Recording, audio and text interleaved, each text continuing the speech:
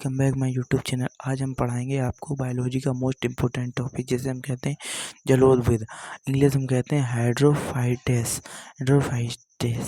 जलीय वातावरण में वे पौधे हम पहले यहाँ से लिखेंगे। वे पौधे जो जलीय वातावरण में बहुत ही अच्छी या भली प्रकार से उगते हैं, उन्हें ही हम जलोदविद पौधे कहते हैं।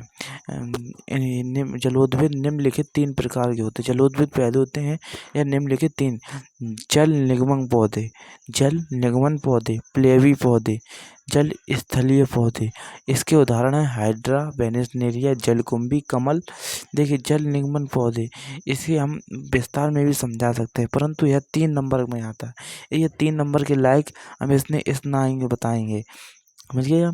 और प्लेवी पौधे, जलकुंभी या कमल, इसके वो उदाहरण है ये जल स्थलीय पौधे, टाइफा या सेस्टीरिया। जलोदविद की विशेषताएं। जलोदविद की निम्नलिखित विशेषताएं हैं। जलोदविद की प्रमुख विशेषताएं निम्नलिखित हैं।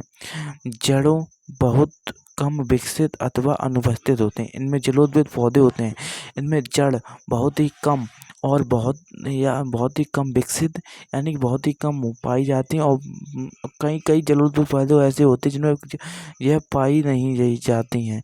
जलोदविद पौधे, इनमें यह कहीं पाई नहीं जाती हैं, कहीं इनमें पाई नहीं जाती हैं जलोदविद। अब हम पढ़ेंगे मूल रोम अथवा मूल रोम अनुपस्थित या कम विकसित होती। मूल रोम का मतलब होता है जड़। जो इनमें जड़ होती है बहुत ही कम विकसित या किसी जलोदविद में बहुत ही पाई नहीं जाती। इनका तना प्रायः पतले, लंबे, मुलायम तथा स्पंजी होते हैं। इसके तने स्पंजी होते हैं। देखिए, आपने वाटर लिली का पौधा देखा, बहुत ही इसका तना होगा बहुत ही स्पंजी। और कमल का आपने तना देखा, बहुत ही स्पंजी होता है क्योंकि जब ये लहरें आती हैं, जब समुद्र की लहरें या किसी भी तालाब या उसकी लहरें आती हैं, तो वह उसको बचा सकें। नहीं तो इसका तना अगर कठोर होता है तो वह टूट जाएगा।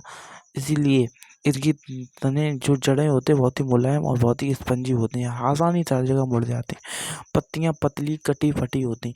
इनकी पत्तियां बहुत ही पतली और कटी पड़ी होती हैं, क्योंकि जब इसमें जो समुद्र और उसमें तालाब में जल आसान तैरता रहता है, जिसके कारण इसकी पत्तियां रहती हैं। संवहन ऊतक कम विकसित होते हैं। इनमें संवहन ऊतक, यानी कि संवहन ऊतक का कार्य होता है भोजन का लेन देन और पानी का लेन देन करना।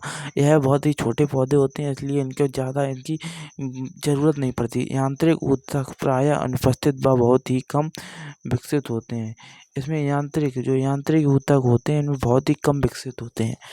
धन्यवाद। यदि आपको यह वीडियो अच्छी पड़ी हो, लाइक करें, चैनल सब्सक्राइब।